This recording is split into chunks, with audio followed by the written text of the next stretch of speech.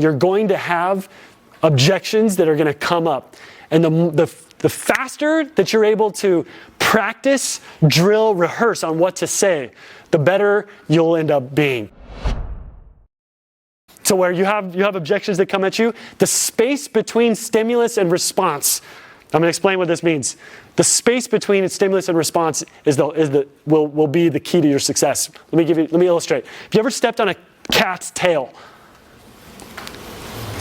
Yep. What happens? Immediate, right?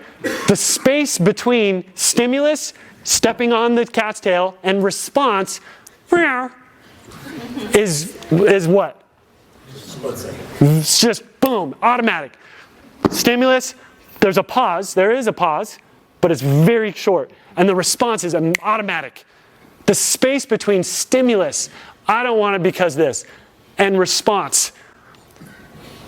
Now I'm not talking about like if somebody says what you like, and you just you fire it back to them really quick, but it's your body language. It's your calm, cool, you know where to go with it. And you let this share, like I'm not interested because this, oh yeah, no problem.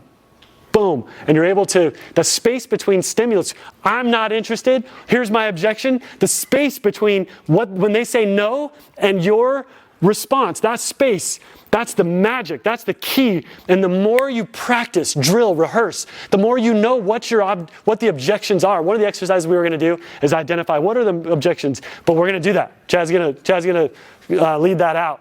What are those specific things? Because as a team, as hunters, when you know what it is that you anticipate, anticipation is the competitive edge in life.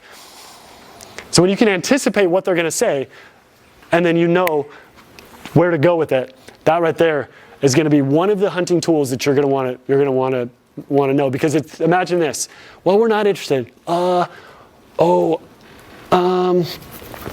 reject that thought. And so you want to shorten that space.